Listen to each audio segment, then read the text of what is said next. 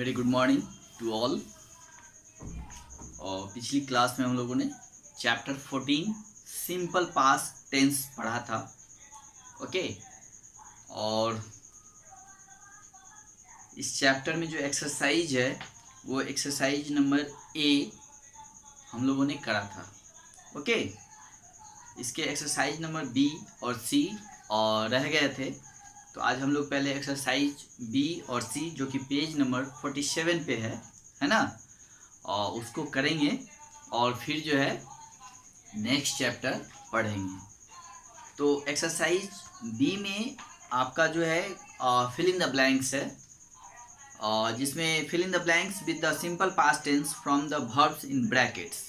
तो यहाँ पे फिल इन द ब्लैंक्स दिया हुआ है और इसको सिंपल पास्ट टेंस में भरना है। उसके लिए वर्ब्स जो है वो ब्रैकेट में दिए हुए हैं, ठीक है। और एक जो है आपका इसमें करके दिखाया गया है ना, आपको करके बता दिया गया। First fill in the blanks, जैसे फर्स्ट जो है वो है आपका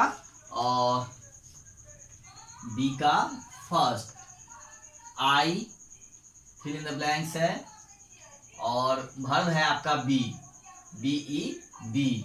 ओके, अनविल, अनविल,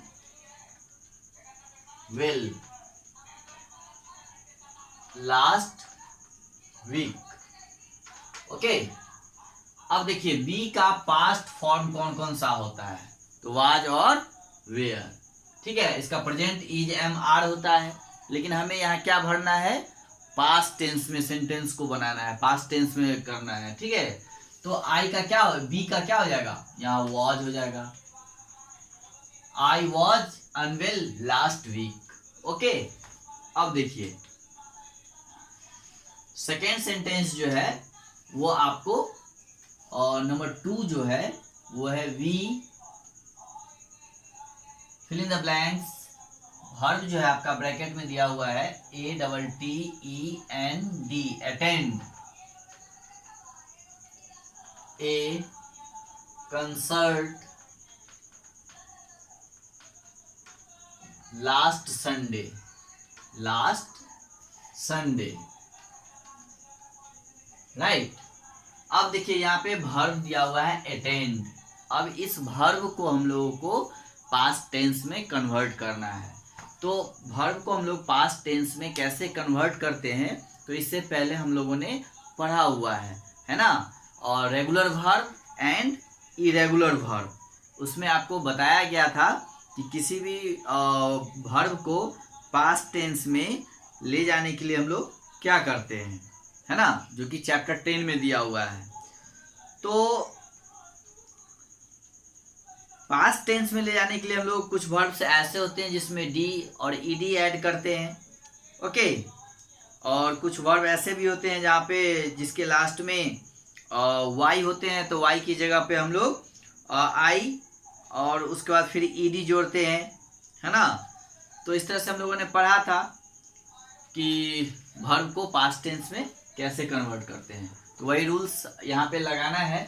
तो यहाँ पे वर्ब जो है आपका वो सिंपल प्रेजेंट में अटेंड, तो इसको हम लोग पास्ट टेंस में कैसे कन्वर्ट करेंगे, तो क्या करेंगे ATTEND, अब इसमें हम लोग ईडी ऐड कर देंगे, ठीक है। तो ये हो गया अटेंडेड, यानी इस अटेंड को हम लोग क्या कर दिए, अटेंडेड, ATTENDED, अटेंडेड ए कंसर्ट लास्ट संडे, ठीक है। तो इस तरह से आपको इसको सेंटेंस को जो है पास्ट टेंस में बनाना है, ठीक है। अब देखिए next third sentence, Ankita, ANKITA, Ankita. यहाँ पे फिल इन द ब्लैंक्स है, फिर वर्ब दिया हुआ है buy. Okay, buy this dress, this dress when she was in Italy, ITALY, Italy, right. अब देखिए यहाँ पे फिल इन द ब्लैंक्स है ना, यहाँ पे आपका फिल इन द ब्लैंक्स है और वर्ब दिया हुआ है आपका बाय। क्या दिया हुआ है? Buy. Ankita fill in the blanks verb buy, right.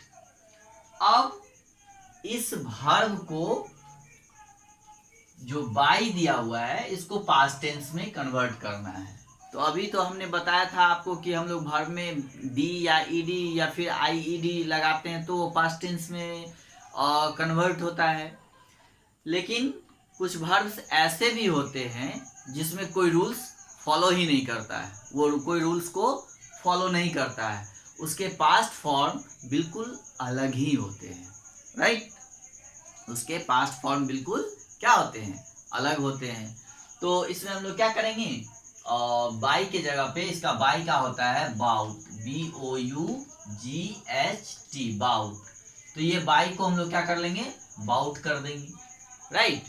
तो Ankita bought this dress when she was in Italy, यानी अंकिता दिस ड्रेस यानी इस ड्रेस को तब खरीदी थी जब वह इटली में थी, है ना। When she was in Italy, right. तो ध्यान देना है कि कुछ वर्ब ऐसे भी होते हैं जो कुछ रूल्स को वो कोई रूल्स को फॉलो नहीं करते हैं, उनका पास्ट फॉर्म जो होता है वो बिल्कुल डिफरेंट होता है, वो अलग ही होता है और वो पहले से ही बना हुआ है। तो उसमें आप डी या ईडी या फिर आईईडी वाला कोई भी रूल जो है वो काम नहीं करेगा, ये भी ध्यान देना है। और ऐसा नहीं कि इसमें BYE लगा देंगे तो ये पास्ट टेंस में चला जाएगा। तो कुछ ऐसे भी होते हैं जिसका अलग होता है, तो ये चीज आपको समझना होगा। अब नंबर 4 जैसे देखिए, न्यू दिल्ली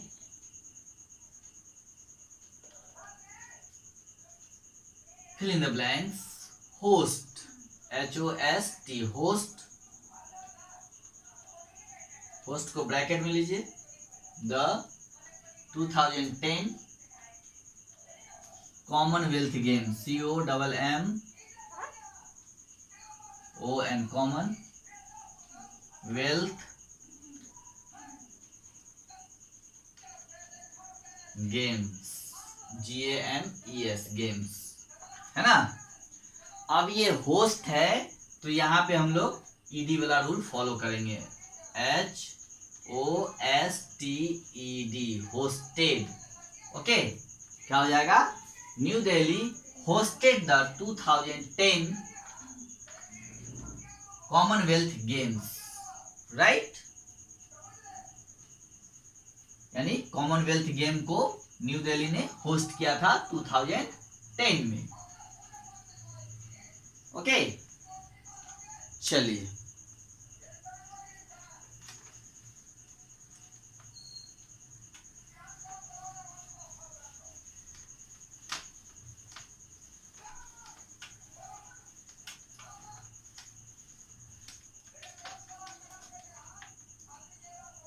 अब हम लोग देखते हैं next 5 number.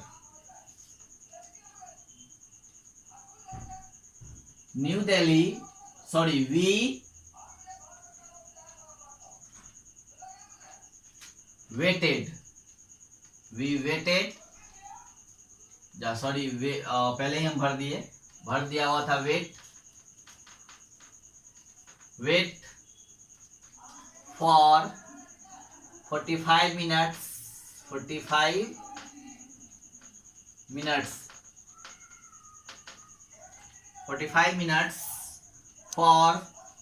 45 minutes for our bus yesterday,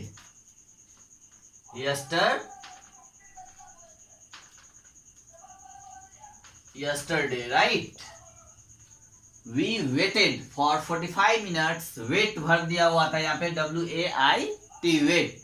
तो वेट के लिए वेट को हम लोग क्या कर दिए, इसमें ईडी लगा दिए तो ये हो गया वेटेड, यानी ये पास्ट फॉर्म में चला गया, ठीक है। We waited for the 45 minutes for hour बस यस्टरडे, यानी हम लोग 45 मिनट जो है वेट किए थे कल बस के लिए, है ना। चलिए नेक्स्ट नंबर 6, द डॉक्टर और वर्ब दिया हुआ है चेक, या फिल इन द ब्लैंक्स है, और वर्ब जो है आपका CHECK, चेक दिया हुआ है, right. Check the patient, PATIENTS, patient's pulse, right. अब देखिए यहाँ पे वर्ब क्या दिया हुआ है, CHECK। अब इसको हम लोग क्या करेंगे, CHECKED, चेक्ड, इसमें भी ed लगा देंगे, क्या हो जाएगा, चेक्ड।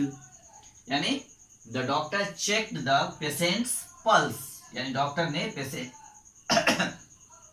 पेशेंट का पल्स यानी नाड़ी चेक किया, राइट।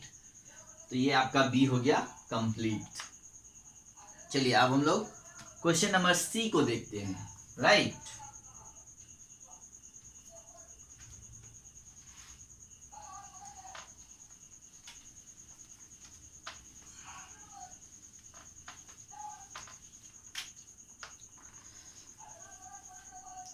क्वेश्चन नंबर सी में कहा जा रहा है कि रीराइट दिस सेंटेंसेज। रीराइट का मतलब होता है फिर से लिखना है ना। दिस सेंटेंसेज यानी यहाँ पे जो सेंटेंसेज दिए हुए हैं, using the simple past tense, यानी सिंपल पास्ट टेंस को यूज करते हुए इस सेंटेंस को फिर से लिखना है। जैसा फर्स्ट एक करके दिखाया गया है, Mukesh works at cafe after his college hours, ठीक है।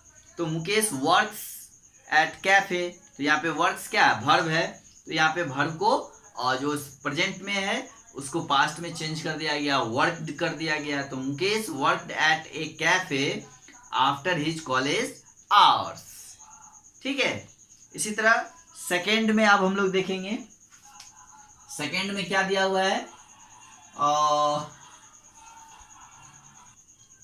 चलिए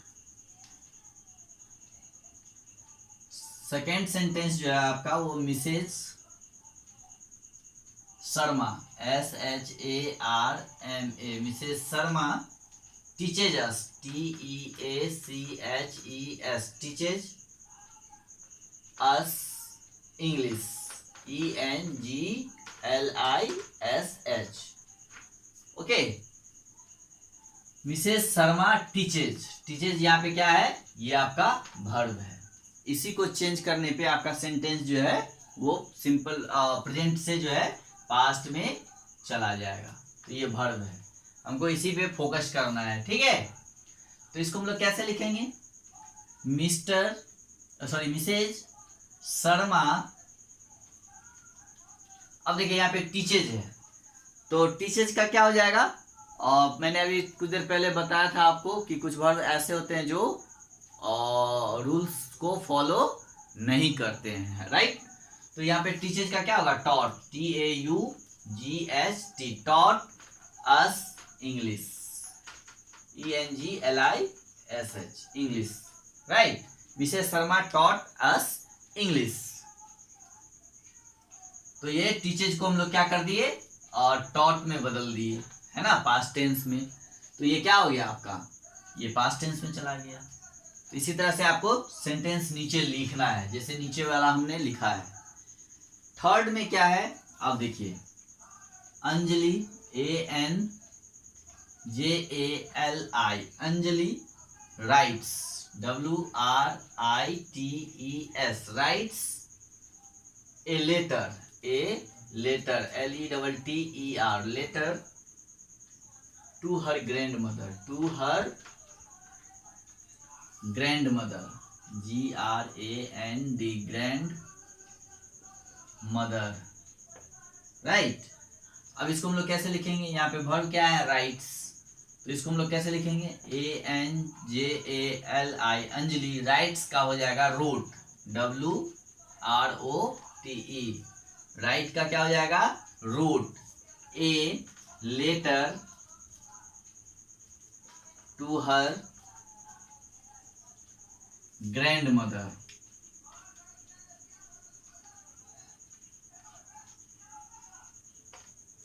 okay.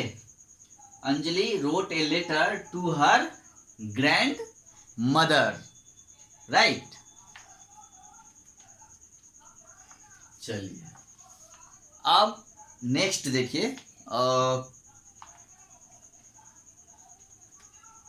Question number 4।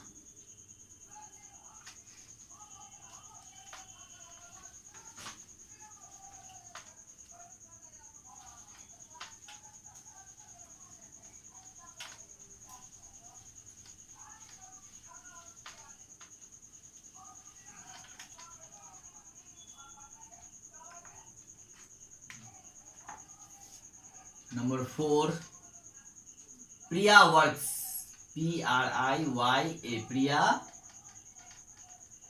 Works with an animal welfare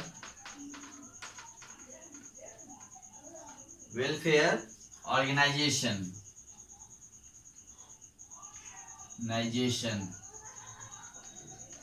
right. यहाँ क्या है, Priya works with an animal welfare organisation, यानी वो एनिमल वेलफेयर ऑर्गेनाइजेशन के साथ काम करती है। तो यहाँ वर्ब क्या हुआ, वर्क यानी काम। प्रिया वर्क्स यानी प्रिया काम करती है ना, with an animal welfare organisation, right. तो ये क्या हो जाएगा, ये जो वर्ब है इस पे हमको फोकस करना है, इसी को चेंज करना है। तो प्रिया वर्क है तो क्या हो जाएगा, वर्क्स का worked, WORKED, worked with an animal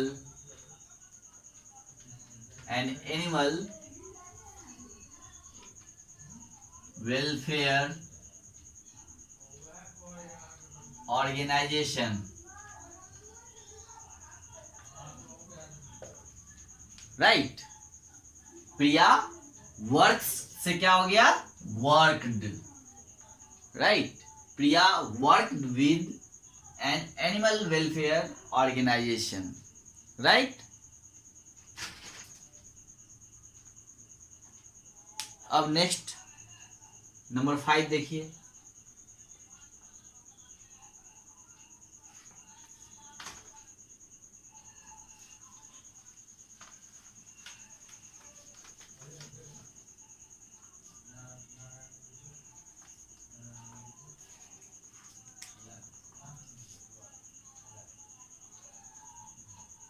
we compose,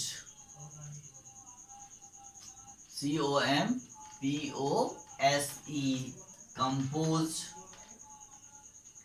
a song, है ना, for our cousin, COUSIN,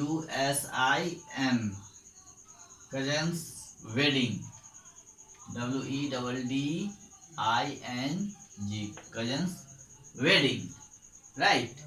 अब देखिए यहाँ पे वर्ब है आपका कंपोज, तो इसको हम लोग क्या करेंगे, वी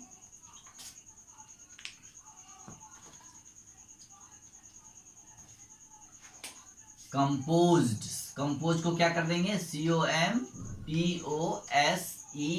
इसमें डी जोड़ देंगे। We composed a song for our cousin's wedding, WEDDING, wedding. We composed a song for our cousin's wedding, right? ये हो गया, we composed a song for our cousin's wedding. Composed का मतलब होता है गाना बनाना, तो गाना को बनाता है ना, बनाया वो अपने कजन्स की वेडिंग के लिए, है ना, मतलब कजन्स की शादी के लिए। तो कंपोज का मतलब होता है गाना बनाना, ओके। अब चलिए नंबर 6 देखिए,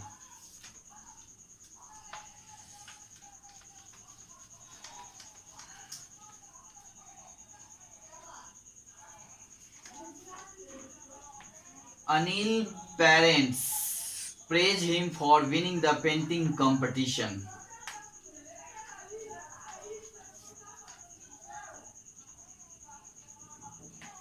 ANIL Anil's parents, PARENTS parents, praise PRAISE praise him for winning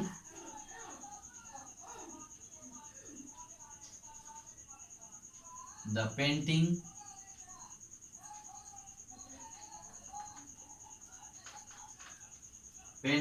competition,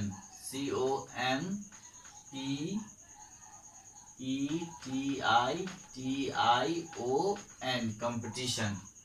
okay right. अब देखिए यहाँ पे वर्ब है प्रेज, यानी अनिल्स पेरेंट्स यानी अनिल के माता पिता. प्रेज, प्रेज का मतलब होता है प्रशंसा करना. ठीक है, प्रेज मीन्स प्रशंसा करना. Him for winning the painting competition, यानी जो पेंटिंग कंपटीशन है उसके लिए जो है उसके माता पिता क्या करते हैं, प्रशंसा करते हैं. अब इसको जो है पास्ट टेंस में चेंज कर देना है. राइट. तो वर्ब आपका हो गया प्रेज. राइट. अब देखिए यहाँ पे Anil's parents, PARENTS parents, praised PRAISED praised SED, इसमें डी जोड़ देंगे हम लोग. Praised him for winning the painting competition.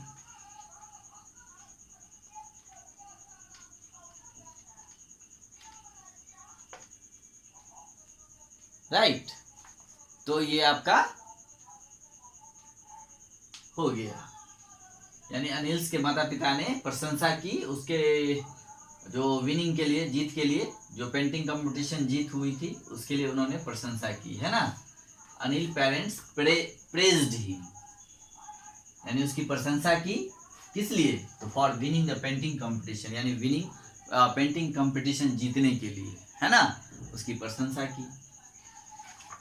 तो अब आपका ये चैप्टर फिनिश्ड हो गया, चैप्टर 14. अब है नेक्स्ट चैप्टर आपका सिंपल फ्यूचर टेंस, यानी अब हम लोग फ्यूचर टेंस के बारे में अगली क्लास में पढ़ेंगे. ठीक है, आज अब नहीं हो पाएगा. ठीक है, फ्यूचर का मतलब होता है भविष्य, जो आने वाला है या जो हम लोग करने वाले हैं उसको हम लोग भविष्य बोलते हैं, भविष्य काल है ना.